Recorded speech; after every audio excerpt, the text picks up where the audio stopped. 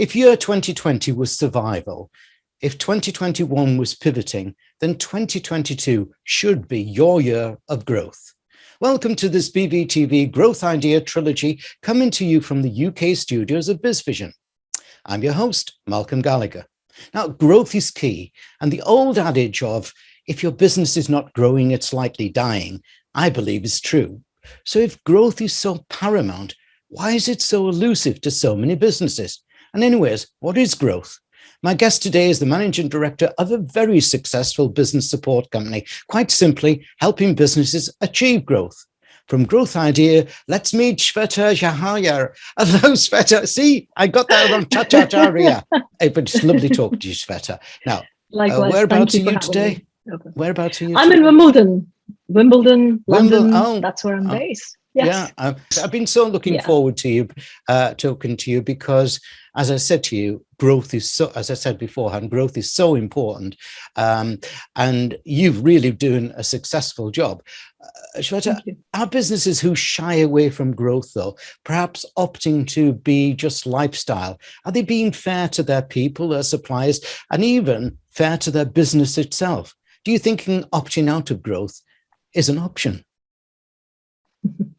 That's a great question, Malcolm. And again, for the last 13 years working with SME leaders, one thing that we have found as a team is that we've hardly met a person who doesn't want to grow or doesn't have that ambition or never had that ambition of actually making it big or creating that impact in the business world in his or her sector.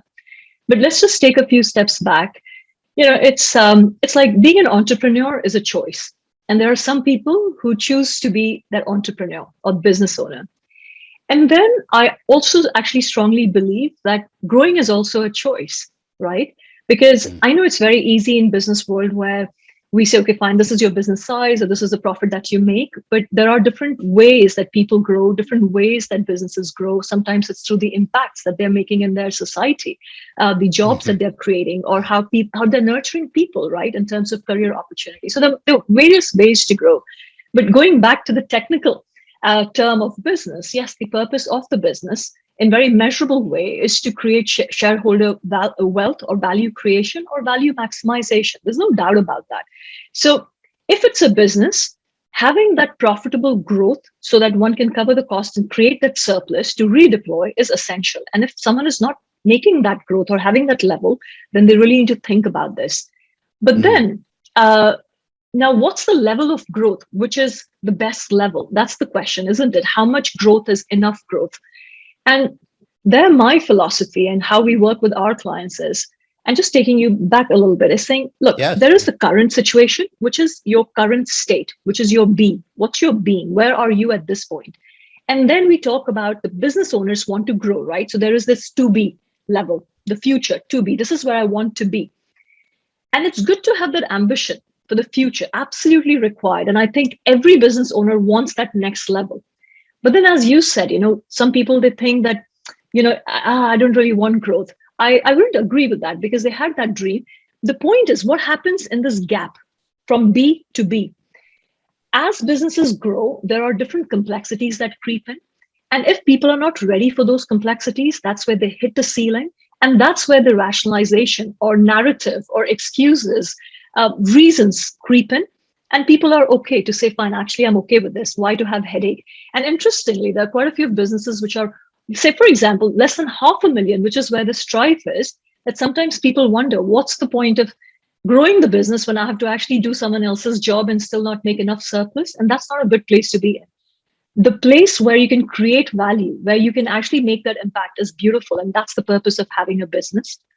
And how someone is undertaking that journey, Malcolm, I'm sure you would agree, is so important. And we tell our clients, I said, look, if your purpose is clear, if you know why you want to be there is clear and strong enough, if your intention is pure, then we want you to enjoy that journey.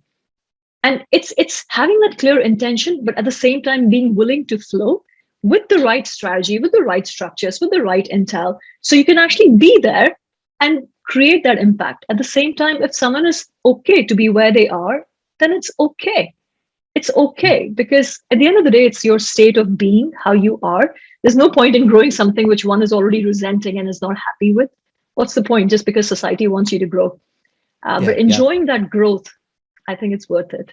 That's Yeah, my viewpoint. I really found that very, very fascinating. But I also think that growth, or the concept of growth, has changed dramatically over the last couple of years. People are much more interested in triple bottom line, for example, concerned about their ESG, their societal impact, and so on there. And they're factoring that into the growth, aren't they? Absolutely. And I think, when you talk about ESG, and I think so I'm not so sure how big is the awareness. And as you're rightly pointing out, there has to be that strong awareness. And I think you do some amazing work in that area. And which is, look, at the end of the day, even if you look at business, what we are looking at is predictability of growth and sustainability of growth. And which is where ESG also comes in, saying how sustainable is that growth? And people need to see the ripple effects of what they're doing. When a business grows, it's not just the profitability or the surplus that gets created, it's all the positive impacts which are getting created, right? Whether it's at an environmental level, social level, governance level, just creating opportunities, how that individual is growing as a person. So massive, massive impacts are there, but they're not easily measured, or they're too much in the long term. And therefore, I think people many times get stuck in the measurable, which is important, but which is where someone needs to get back in touch with their core values and purpose and saying, why am I taking this journey? Why do I want to be here? And once that's clear, that why is clear, how and what is, it's fun. It's easy. I'm really glad you mentioned purpose, because we regard it as the North Star in our conscious business concept. And more and more people, they're moving aside from, shall we say, mission and things like that. And the purpose is especially the younger people that are coming into business now, they are more concerned with delivering for the future, aren't they? Absolutely. Absolutely. This is so important. But, again, and I would request, all the listeners right now, people who are viewing this, to really reflect on this and ask yourself this question, saying that, are you clear? What's your purpose? And yes, you might say, oh, it's for me to make money, and that's what my business does for me. And absolutely okay, because it has to do that. That's the hygiene factor. But then what's beyond that? Your people are not interested in helping you maximize your profit. That's not their sole purpose of life. They are here for a reason. And purpose, as you're saying, Malcolm, it's not a differentiating factor, which is what sometimes SME leaders are looking for, but it's a motivating factor for yourself and for your wider team. It's, as you rightly said, it's your North Star. You will never achieve your purpose, but it guides you. It inspires people to go beyond their own capabilities, do things.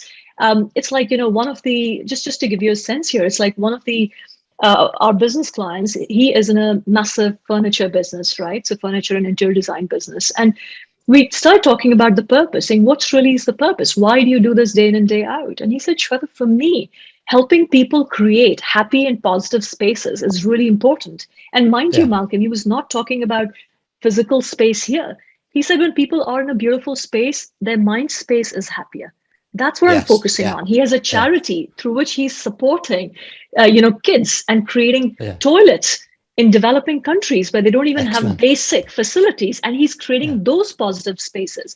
So we just need to sit back and reflect as to what are we capable of. But playing small and just focusing on one's needs and not on market needs or society's needs, I think it's doing disservice to oneself and to others.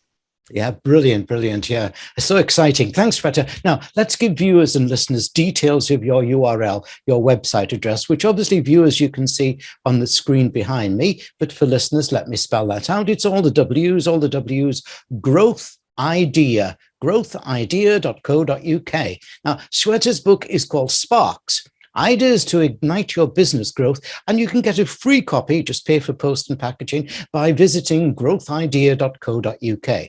In episode 2, I'm going to ask Shweta about how you should go about setting realistic or not goals for growth.